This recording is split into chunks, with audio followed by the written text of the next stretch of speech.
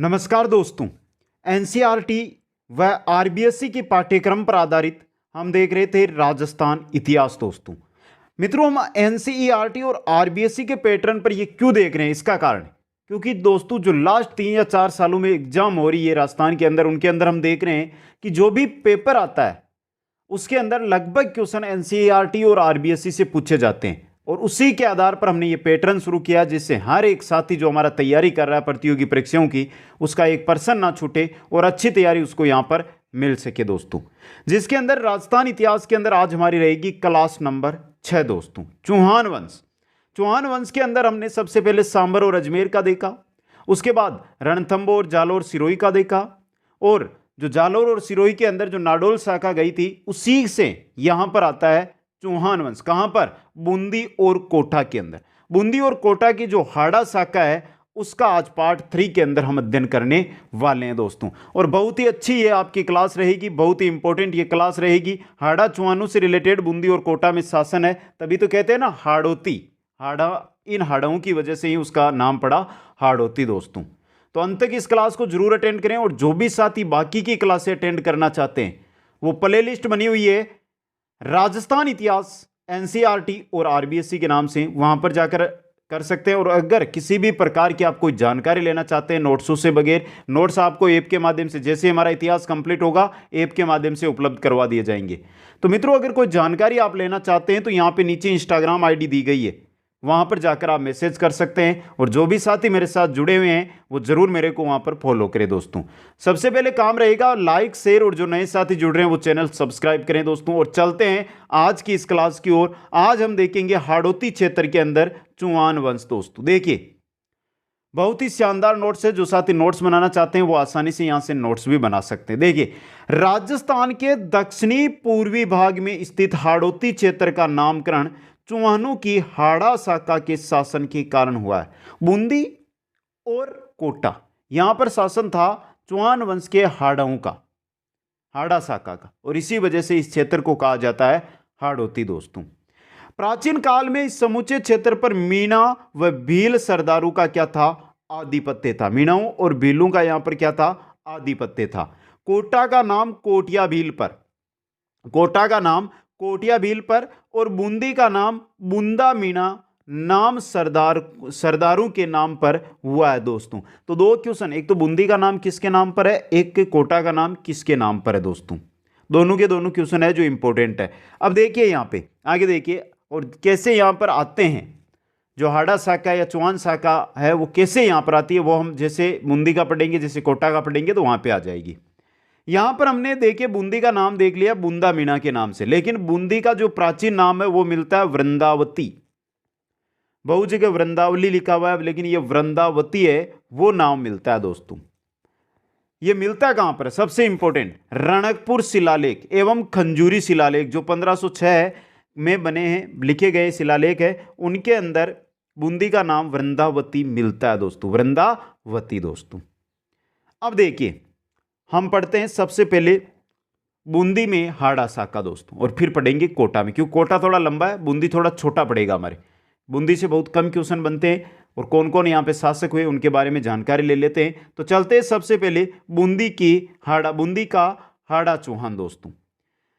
बूंदी में हाड़ा साम्राज्य का संस्थापक था देवा, यानी देव सिंह माना जाता है। बूंदी के अंदर बात करते हैं हम हाड़ा शाखा का संस्थापक, तो वो है दोस्तों देवा हाड़ा दोस्तों। सबसे इंपॉर्टेंट चीज देखिए ये कैसे आता है। देवा नाडोल शाखा के चौहानों का वंशज है, और मेवाड़ में बंबावदा गांव है। मेवाड़ के अंदर एक गांव है बंबावड़े या बंबावदा गांव, बंबावड़े भी कहते हैं। उस गांव का क्या था? ये सामंत था, जिसने 1241 ईस्वी में मीणाओं को पराजित करके बूंदी में हाड़ा साम्राज्य की क्या की है? शुरुआत की है दोस्तों। अब देखिए यहां से एक जानकारी, कौन है ये? देवा यानी देव सिंह दोस्तों। देवा का उत्तराधिकारी था समर सिंह, देवा का उत्तराधिकारी था समर सिंह हाड़ा। उसने 1264 के अंदर कोटिया शाखा, यानी कोटा में कोटिया, तो कोटिया शाखा के जो भील थे उनको क्या किया? परास्त किया, और वहां पर क्या कर लिया? अधिकार कर लिया। तो देवा का उत्तराधिकारी नाम क्या है? समर सिंह। याद रखना है दोस्तों, समर सिंह ने कोटा पर क्या कर लिया? मीनाओं को हराकर अधिकार कर लिया दोस्तों 1264 के अंदर। कब? 1264 में। यहां से हम बूंदी से कहां पे जा रहे हैं? कोटा के अंदर। नाडोल से बूंदी और बूंदी से हम कोटा में चले गए। देखिए यहां पे, अब देखिए जैसे ही समर सिंह हाड़ा ने वहां पर अधिकार किया, अधिकार करके समर सिंह हाड़ा का पुत्र था, नाम था उसका जेतर सिंह। नाम क्या था? जेतर सिंह दोस्तों। जेतर सिंह को है वो दे दिया, यानी कोटा है वो जेतर सिंह को दे दिया। इस प्रकार कोटा में भी चले गए ये। आगे देखिए मित्रों, देवा का पुत्र समर सिंह महत्वाकांक्षी शासक था जिसने कोटिया बिल से संघर्ष किया। कोटिया बिल था, उससे संघर्ष किया और कोटा को क्या कर लिया? अपने अधीन कर लिया दोस्तों। आगे देखिए, समर सिंह के पुत्र जेतर सिंह ने, समर सिंह का पुत्र था जेतर सिंह ने 1274 ईस्वी में कोटिया बिल को पराजित करके उसका साम्राज्य किस में मिला लिया? बूंदी में मिला लिया। मेवाड़ के 1264 ईस्वी की बात है ये। मेवाड़ के महाराणा क्षेत्र सिंह ने बूंदी के शासक को हराकर, मेवाड़ का महाराणा था क्षेत्र सिंह, पढ़ा है हमने, तो उसने बूंदी का शासक था उसको हराकर इसका विलय मेवाड़ में कर लिया। तो मेवाड़ कहां चली गई है? बूंदी कहां चली गई है? मेवाड़ के अधीन चली गई है दोस्तों। तब से लगाकर 1559 ईस्वी तक बूंदी मेवाड़ साम्राज्य के अधीन रहा। 1559 ईस्वी में बूंदी के जो शासक थे राव सुरजन हाड़ा, इन्होंने अकबर से संधि करके मुगलों की अधीनता स्वीकार कर ली। बूंदी मेवाड़ के आधिपत्य से मुक्त होकर मुगलों के अधीन आ गया। क्यों? जो बूंदी का शासक था ना राव सुरजन हाड़ा, इसने संधि कर ली मुगलों से। मुगलों ने इसको वहां पे जो मेवाड़ है उससे स्वतंत्र करवा लिया और ये किसके अधीन आ जाता है? फिर वहां से मुगलों के अधीन आ जाता है दोस्तों। सबसे इंपॉर्टेंट चीज। अब आगे चलिए, अब पढ़ते हैं हम शासकों में। सबसे पहले आएंगे राव सुरजन हाड़ा दोस्तों। बूंदी के राव सुरजन हाड़ा ने 1559 ईस्वी में मुगल सम्राट अकबर की अधीनता स्वीकार कर ली। 1559 ईस्वी के अंदर दोस्तों। अब देखिए, यह जो अधीनता स्वीकार की है यह उस समय की है जब अकबर ने रणथंबोर पर डेरा डाला था, रणथंबोर को घेर लिया था, तब सुरजन हाड़ा ने उसकी क्या कर ली? अधीनता स्वीकार कर ली दोस्तों। यहां से देखिए एक चीज बताऊं आपको, अकबर ने राव राजा यानी सुरजन हाड़ा को उपाधि दी, राव राजा की तो उपाधि दी और 5000 का क्या दिया? मनसब दिया दोस्तों। 5000 का मनसब दिया। इसके अलावा बूंदी के 26 परगने, बूंदी के निकट 26 परगने, बनारस के निकट 26 परगने हैं, वो भी जागीर के रूप में किसको दिए? सुरजन हाड़ा को। सुरजन हाड़ा अपने दानशीलता और धर्मपरायणता के लिए क्या था? बहुत प्रसिद्ध था। उसने द्वारकापुरी गुजरात में रणछोड़ जी का मंदिर बनवाया। कहां पर? द्वारकापुरी गुजरात के अंदर रणछोड़ जी के मंदिर का निर्माण करवाया दोस्तों। यह भी इंपॉर्टेंट चीज है आपके लिए, क्वेश्चन यहां से भी बन सकता है। उसी के समय चंद्रशेखर ने सुरजन चरित्र की रचना की। उन्हीं के समय चंद्रशेखर ने किसकी की है? सुरजन चरित्र की रचना की है दोस्तों। आगे देखिए, जितना साम्राज्य विस्तार सुरजन हाड़ा ने किया उतना अन्य किसी हाड़ा नरेश ने नहीं किया। यानी सर्वाधिक अगर हम बात करते हैं, सर्वाधिक अगर हम बात करें कि हाड़ा शाखा के अंदर राज्य विस्तार किसने किया, तो वो किया था सुरजन हाड़ा ने दोस्तों। और आगे देखिए यहां पे 1585 ईस्वी में मृत्यु काशी में हो गई। बनारस काशी के अंदर क्या हो जाती है? सुरजन हाड़ा की मृत्यु हो जाती है। सुरजन हाड़ा के बाद अगला शासक बनता है राव भोज दोस्तों, 1585 से 1607 ईस्वी तक। सुरजन हाड़ा की मृत्यु के बाद 1585 ईस्वी में उसका दूसरा पुत्र राव भोज बूंदी का शासक बना। उसने अकबर के समय मुगलों की क्या की है? बड़ी सेवा की है दोस्तों। जो राव भोज है, उड़ीसा, गुजरात, अहमदनगर के घेरे के समय मुगल सेना में अपनी वीरता का क्या है? इसने परिचय भी दिया दोस्तों। यह भी इंपॉर्टेंट चीज है। इनके बाद शासक बनते हैं राव रतन।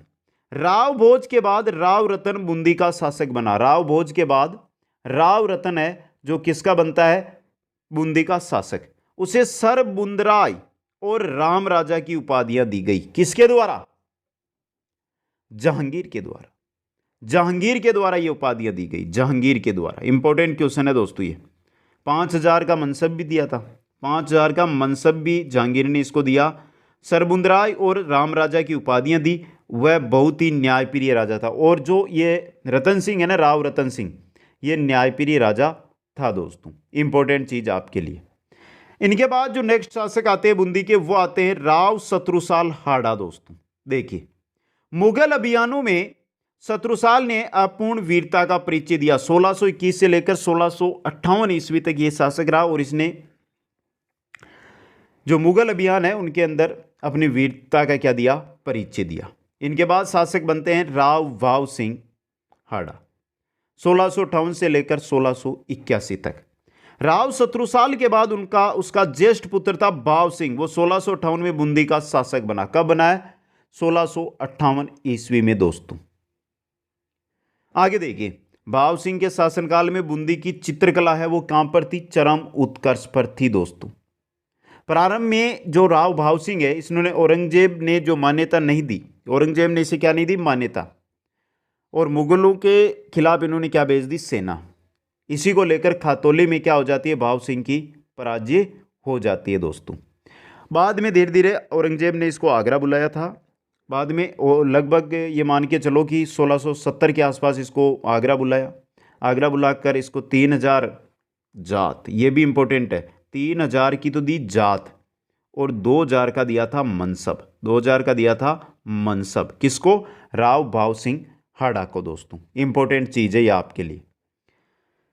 इनके बाद देखिए, इनके बाद है, इसके बाद राव अनिरुद्ध सिंह हाड़ा जो 1681 से लेकर 1695 ईस्वी तक क्या बनते हैं? शासक बनते हैं दोस्तों। और यहां से एक क्वेश्चन बन सकता है। राव अनिरुद्ध सिंह हाड़ा, इन्होंने 1688 ईस्वी के अंदर राजा राम जाट के विरुद्ध लड़े गए युद्ध में ये शाही सेना के क्या थे? साथ थे दोस्तों। राजा राम जाट के विरुद्ध जो युद्ध होता है उसमें ये शाही सेना के साथ थे दोस्तों। इनके बाद बनते हैं राव राजा बुद्ध सिंह, 1693 से लेकर 1639 तक। 1693 नहीं, 1695 में बने। बुद्ध सिंह कब बने? 1695 से 1739 ईस्वी तक बूंदी के शासक बने हैं दोस्तों। अब देखिए, राव बुद्ध सिंह जब शासक बने, औरंगजेब की मृत्यु के बाद क्या होता है? उत्तराधिकारी युद्ध। कब? 1707 ईस्वी में औरंगजेब की मृत्यु के बाद उत्तराधिकारी युद्ध होता है। तो उसमें जो आपके बुद्ध सिंह है, इन्होंने साथ किसका दिया था? बहादुर शाह का। किसका साथ दिया था? बहादुर शाह का साथ दिया था। और बहादुर शाह ने उसकी वीरता से प्रसन्न होकर राव बुद्ध सिंह को महाराव राणा का किताब और कुछ परगने भी इनको दिए थे। तो देखिए यहां से महाराव राणा की उपाधि दी थी। किसने? बहादुर शाह ने। किसको? बुद्ध सिंह को। किसको दी थी? बुद्ध सिंह को दी थी दोस्तों। अब देखिए आगे, 1818 ईस्वी में बूंदी के शासक विष्णु सिंह ने मराठों से सुरक्षा हेतु ईस्ट इंडिया कंपनी से क्या कर ली? संधि कर ली दोस्तों। यही है आपके बूंदी का इतिहास। और बाकी कोई कुछ जानकारी बची है तो हम क्वेश्चन आंसर लेकर आएंगे, बहुत अधिक क्वेश्चन आंसर, जिनमें आपकी एक एक लाइन है वो क्लियर हो जाएगी दोस्तों। आगे हम बढ़ते हैं तो हमारे फिर आएंगे कोटा, बूंदी के बाद कोटा के हाड़ा चौहान दोस्तों। देखिए, सर्वप्रथम बूंदी के शासक जेतर सिंह हाड़ा ने 1274 ईस्वी में कोटिया भील को परास्त कर कोटा क्षेत्र को बूंदी साम्राज्य में मिलाया था। अब देखिए यहां से कंफ्यूजन ये रहता है, बहुत जगह आपको ये मिलता है कि समर सिंह हाड़ा ने परास्त कर दिया था 1264 में। जेतर सिंह हाड़ा ने जो भील वहां पर बचे थे 1274 में, उनको बिल्कुल वहां से हटा दिया और पूरा का पूरा साम्राज्य हाड़ा शाखा का वहां पर स्थापित कर लिया। समझिए, ये समर सिंह का पुत्र था जेतर सिंह। आगे देखिए, बूंदी के शासक राव रतन सिंह के पुत्र माधो सिंह द्वारा स्वतंत्र कोटा राज्य की स्थापना की गई थी। स्वतंत्र कोटा राज्य की स्थापना किसके द्वारा? किसके द्वारा? राव रतन सिंह के पुत्र माधो सिंह के द्वारा दोस्तों। यह भी इंपॉर्टेंट क्वेश्चन है जो आपका रह सकता है। यहां से एक इंपॉर्टेंट चीज याद रखना है, कोटा है ये बूंदी का ही भाग है। यह मत कर देना कि बूंदी कोटा का भाग है। बूंदी के शासकों ने कोटा को जीता है, मतलब कोटा किसका भाग हो गया? बूंदी का भाग हो गया दोस्तों। कोटा राज्य के अंदर पहले जो हमारे शासक आते हैं, जो यानी स्वतंत्र पहले जो बूंदी से अलग स्वतंत्र शासक बनते हैं उनकी अगर हम बात करें, जो अच्छे पराक्रमी होते हैं वो होते हैं राव माधो सिंह। 1634 से लेकर 1638, 1631 में बने थे, 1648 तक इन्होंने कार्य संभाला। माधो सिंह राव रतन सिंह के द्वितीय पुत्र था और इनका जन्म कहाँ पे हुआ था? बूंदी में हुआ था दोस्तों। वह अस्त्र शस्त्र विद्या में पारंगत था। तब मुगल दरबार में उसका क्या था? अच्छा सम्मान था मुगल दरबार में। इसी वजह से शाहजहां ने बाद रफ्तार की उपाधि, बाद रफ्तार या बाज रफ्तार भी बहुत जगह मिलेगा, बाद रफ्तार भी आपको बहुत जगह मिलेगा, बाद रफ्तार की उपाधि इनको दी। घोड़ा पुष्प, बाद रफ्तार घोड़ा पुष्प पुरस्कार होता है जो किनको दिया था? राव माधो सिंह को। किसने दिया था? शाहजहां ने। जो साथी नोट्स बना रहे हैं उनमें आराम से लिख सकते हैं ये। औरंगजेब भी माधो सिंह के युद्ध कौशल से क्या था? प्रभावित था। माधो सिंह ने एक छोटा सा राज्य विरासत में प्राप्त किया था जिसे अपने प्रयासों से बढ़ाकर 43 परगनों में विभाजित किया। यह चीज याद रखनी है। माधो सिंह छोटा सा राज्य, छोटे से राज्य को कहां लेकर चला गया है? 43 परगनों के अंदर उसको बांट दिया है दोस्तों।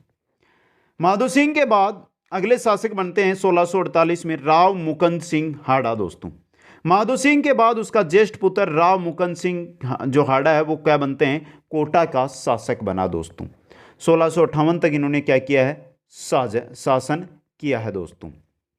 अब देखिए यहां पे उसने मुगलों के साथ दक्षिण मालवा व चित्तौड़ के युद्ध में क्या लिया? भाग लिया। और उत्तराधिकारी के संघर्ष में, देखिए उत्तराधिकारी संघर्ष 1658-59 के अंदर शाहजादे दारा के पक्ष में औरंगजेब और मुराद की जो संयुक्त सेना थी उसमें धर्मत की लड़ाई होती है। वहां पर धर्मत के युद्ध के अंदर औरंगजेब के विरुद्ध लड़ा था। ये किनके विरुद्ध? औरंगजेब के विरुद्ध है ये लड़ता है दोस्तों। इंपॉर्टेंट चीज उत्तराधिकारी संघर्ष में। इनके बाद नेक्स्ट शासक बनते हैं, वो बनते हैं राव जगत सिंह हाड़ा। धर्मत के युद्ध में राव मुकुंद सिंह की वीरगति को प्राप्त हो जाने पर वह कोटा राज्य का शासक बना, जिन्होंने सर्वप्रथम कन्यावध रोकने का प्रयास किया। और पहली बात, मुकुंद सिंह हाड़ा, धर्मत का जो युद्ध होता है 1658-59 के अंदर, शाहजादे दारे के पक्ष में औरंगजेब थे, मुराद की जो संयुक्त सेना थी उससे धर्मत का युद्ध होता है जिसके अंदर मुकुंद सिंह है वो क्या होता है? वीरगति को प्राप्त होता है। उसका पुत्र जगत सिंह वहां पे शासक बनता है दोस्तों। अब देखिए जगत सिंह बना और जगत सिंह ने बनते ही सबसे पहले कन्यावध को रोकने का क्या किया है? प्रयास किया है दोस्तों। 1680 ईस्वी में औरंगजेब बीजापुर व गोलकुंडा के सुल्तानों तथा मराठों को पराजित करने के इरादे से दक्षिण की ओर बढ़ा तो उस समय जगत सिंह भी शाही सेना के साथ था। और वहीं 1683 ईस्वी में दक्षिण के अंदर जो जगत सिंह है, राव जगत सिंह, इसकी क्या हो जाती है? मृत्यु हो जाती है दोस्तों। ये थे जगत सिंह। जगत सिंह के बाद अगले शासक आते हैं कोटा के, वो आते हैं राव किशोर सिंह। 1684 से लेकर 1696 ईस्वी तक किशोर सिंह शासक रहते हैं। राव जगत सिंह के बाद माधो सिंह का सबसे छोटा पुत्र, माधो सिंह का पुत्र बन रहा है। ये मुकुंद सिंह था, उसी प्रकार ये माधो सिंह का किशोरी सिंह सबसे छोटा पुत्र है किशोर सिंह। किशोर सिंह कोटा का शासक बना। बीजापुर की विजय के समय, जब बीजापुर की विजय होती है उस समय राव किशोर सिंह ने अपनी वीरता का परिचय दिया। मराठों के विरुद्ध भी उसने अद्भुत कौशल का क्या किया है? प्रदर्शन किया है दोस्तों। इसके अलावा दक्षिण के अभियान में 1696 ईस्वी में उसकी मृत्यु हो गई और किशोर सिंह ने किशोर सागर तालाब की मरम्मत करवाई। और बहुत जगह आपको यह भी मिल जाएगा किशोर सागर तालाब का इसने निर्माण करवाया था। और किशोर विलास बाग भी बनाया, किशोर विलास बाग बनवाया। इसके अलावा चांदखेड़ी के जो जैन मंदिर है, चांदखेड़ी के जैन मंदिर याद रख लेना, चांदखेड़ी के जैन मंदिर भी किशोर सिंह ने ही बनवाए थे दोस्तों। किशोर सिंह के बाद अगले शासक की हम बात करते हैं तो आते हैं राव राम सिंह दोस्तों। राव राम सिंह प्रथम दोस्तों 1696 से लेकर 1707 तक दोस्तों। बीजापुर की विजय में राम सिंह ने अद्भुत वीरता का परिचय दिया था। 1707 ईस्वी में औरंगजेब की मृत्यु के समय उत्तराधिकारी के युद्ध में राम सिंह ने किसका साथ दिया है? आजम का। राम सिंह ने किसका साथ दिया है? आजम का। इंपॉर्टेंट चीज है, जब औरंगजेब की क्या हो जाती है? मृत्यु, तो उसके समय जो होता है उत्तराधिकारी संघर्ष, जाजू का युद्ध हुआ था 1707 में, उसके समय जो राम सिंह है इन्होंने किसका पक्ष दिया है? आजम का पक्ष दिया। 1707 में जाजू का युद्ध हुआ था उसके अंदर दोस्तों राम सिंह।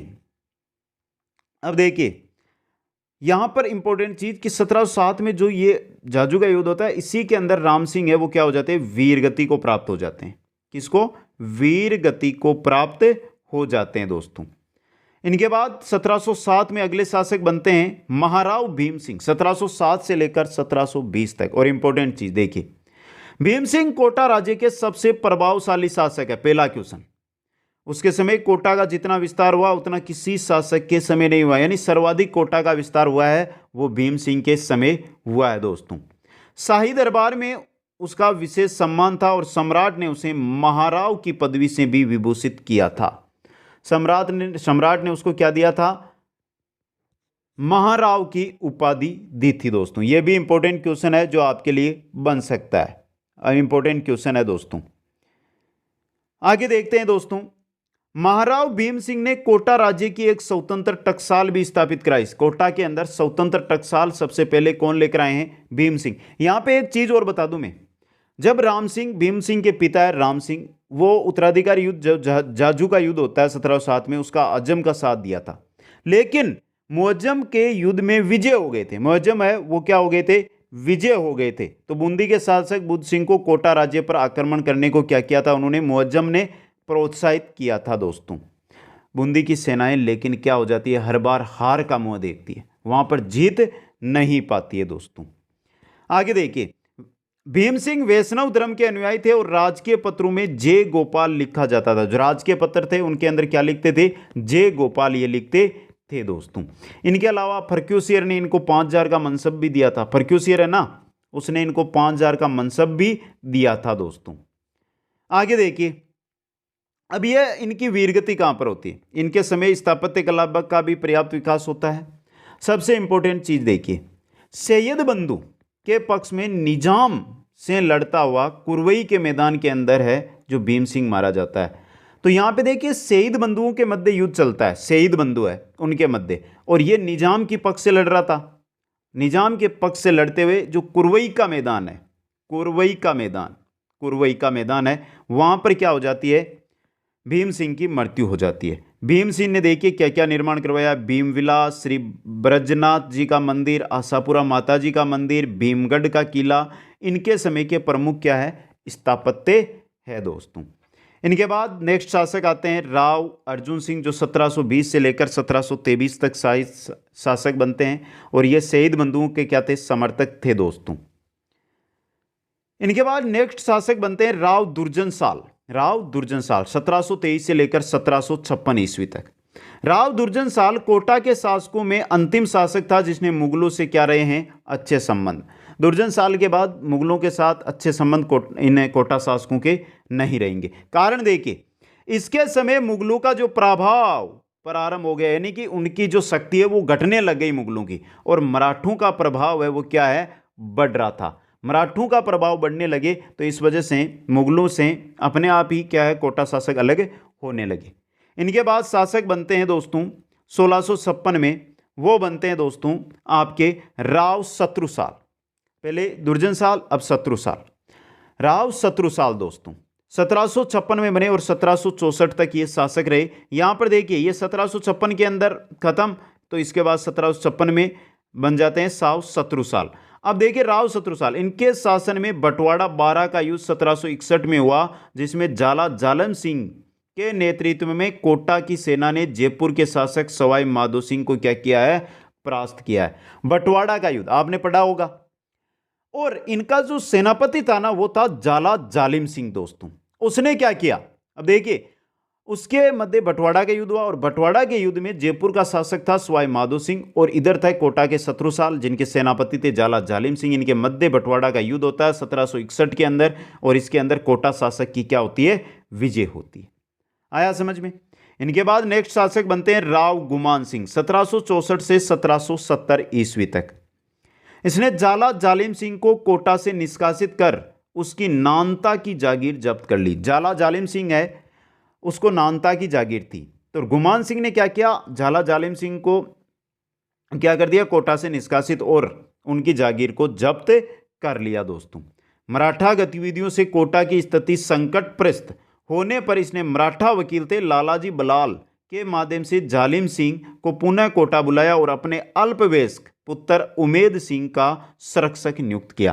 पहले तो गुमान सिंह ने निकाल दिया है जालिम सिंह को, फिर वापस जैसे ही मराठों ने आक्रमण किया तो वापस बुला लिया जालिम सिंह को दोस्तों।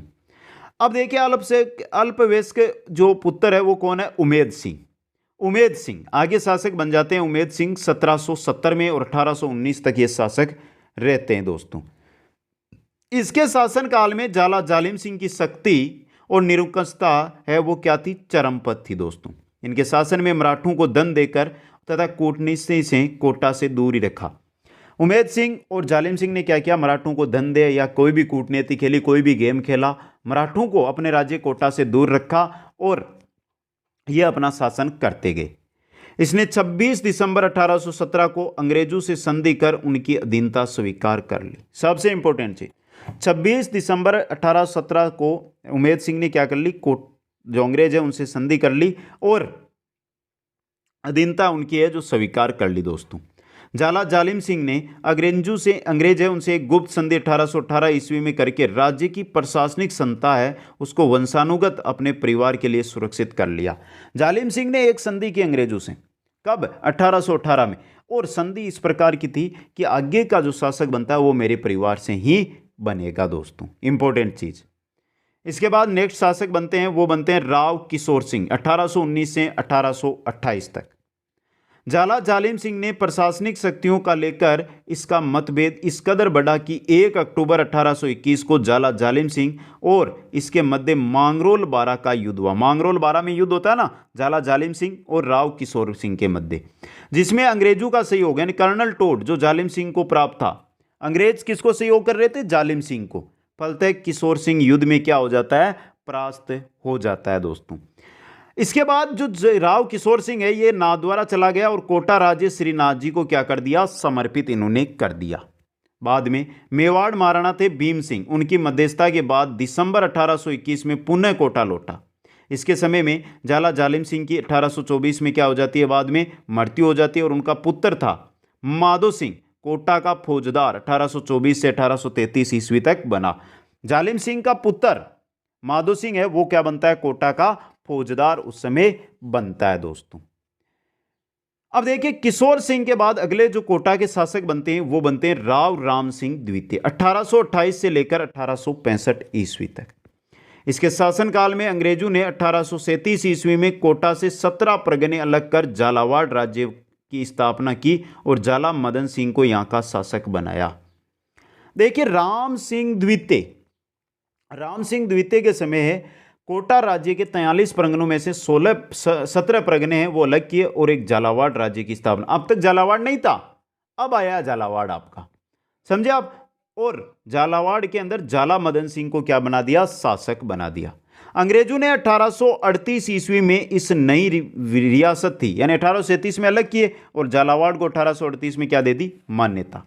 1857 की क्रांति के दौरान राव राम सिंह द्वितीय को जयदयाल व मेहराब खान के साथ मिलकर जनता ने महलों में नजरबंद कर दिया। लगभग 6 महीने तक राम सिंह द्वितीय को वहां की कोटा में जो जनविद्रोह हुआ, जनता का विद्रोह हुआ, उन्होंने क्या किया? कैद रखा। 1857 की जब क्रांति पढ़ते हैं और कोटा की बात आती है तो जयदयाल और मेहराब खां सर्वाधिक एग्जाम के अंदर यहां से क्वेश्चन भी आते हैं। 1857 के विप्लव की शांति के बाद मेजर बर्टन की हत्या होने से इसकी सलामी की तोपों की संख्या 17 से घटाकर 13 कर दी।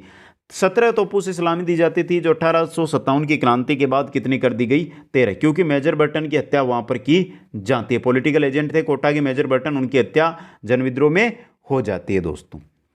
इनके बाद राम सिंह के बाद 1865 में शासक बनते हैं शत्रुसाल द्वितीय दोस्तों। अंग्रेज सरकार का कृपा पात्र फैज अली खां प्रशासक रहा जो कोटा का दूसरा झाला सिद्ध हुआ। पहला झाला जालिम सिंह और दूसरा कौन हो गया है? फैजल अली खां, जिसको कोटा का प्रशासक बनाया था अंग्रेजों ने, ये दूसरा झाला सिद्ध हुआ दोस्तों। इसके सम्मान में 9 तोपें दागी जाती थी। फैजल अली के सम्मान में, जो एक प्रशासक था ना, इसके सम्मान में 9 तोपों की सलामी कोटा में दी जाती थी। प्रशासन पर ब्रिटिश सरकार का अधिकार था। महाराव केवल नाम मात्र का क्या बना रहा? शासक बना रहा। इसके बाद नेक्स्ट शासक आते हैं, वो आते हैं उमेद सिंह। राव उमेद सिंह द्वितीय 1888 से 1940 तक। ये कोटड़ा जागीरदार छगन सिंह का पुत्र था। कोटड़ा जागीर थी वहां पर, उसके छगन सिंह का क्या था? पुत्र, जिसने मेयो कॉलेज से क्या की थी? शिक्षा प्राप्त, अजमेर वाली। 1896 ईस्वी में इसने शासन संबंधी अधिकार दिए। कोटा के 17 परगने जो झालावाड़ को दिए थे, उनमें से 15 परगने 17 में से 15 परगने 1 जनवरी 1899 को पुनः कोटा राज्य में किसने मिलाए? उमेद सिंह द्वितीय ने मिलाए। इसके शासनकाल में करजन कोटा आया। करजन कोटा आता है, वह प्रथम वायसराय है जो कोटा आया, यानी भारत का प्रथम वायसराय जो कोटा आया वो आया था करजन। और किसके शासनकाल में आया था? राव उमेद सिंह के शासनकाल में आया था। इसने सदैव ब्रिटिश सरकार के प्रति निष्ठा और भक्ति का परिचय दिया। कोटा राज्य का आधुनिकीकरण का कार्य इसी के समय शुरू हुआ था। कोटा में जो आधुनिकीकरण का कार्य है वो उमेद सिंह के समय ही शुरू हुआ। और कोटा का जो अंतिम शासक बनता है वो बनता है राव भीम सिंह। 1940-1948 आज़ादी मिल जाएगी हमें। कोटा राजस्थान संघ 25 मार्च 1948 द्वितीय चरण के अंदर, एकीकरण में द्वितीय चरण के अंदर ये मिल जाते हैं कि राजधानी बना, कोटा बना था राजधानी द्वितीय चरण के अंदर। और महाराव यानी भीम सिंह को राजस्थान संघ का राज प्रमुख बनाया गया। ये कोटा का अंतिम शासक था। ये क्या था? कोटा का अंतिम शासक। तो मित्रों हम पढ़ रहे थे हाड़ा शाखा थी एक तो बूंदी में और एक कोटा में। दोनों जगह की जो विशेष जानकारी है, जो एनसीईआरटी बेस पर जानकारी है, जो आरबीएसई बेस पर जानकारी है, वो मैंने आपके सामने रख दी है। अब क्वेश्चन तो और भी बहुत सारे बन जाते हैं। आप बोल दोगे सर किताबों में हम पढ़ते हैं, गाइडों में हम पढ़ते हैं, इतनी जानकारी दी गई है। वो जानकारी हम क्वेश्चन आंसरों में कर लेंगे, लेकिन एनसीईआरटी आरबीएसई है जो पैटर्न, वो पैटर्न आपके सामने में लेकर आया था। अब बता देना एक बार मित्रों से ये अनुरोध रहेगा, क्लास आपको कैसी लगी जल्दी से कमेंट करके जरूर बता दें। एक बार सभी साथी कमेंट करें, आपसे अनुरोध है कमेंट करके जरूर बता दें। वीडियो को लाइक शेयर और जो नए साथी है वो चैनल को सब्सक्राइब करें। आप सभी को बहुत बहुत धन्यवाद। जय हिंद, जय भारत।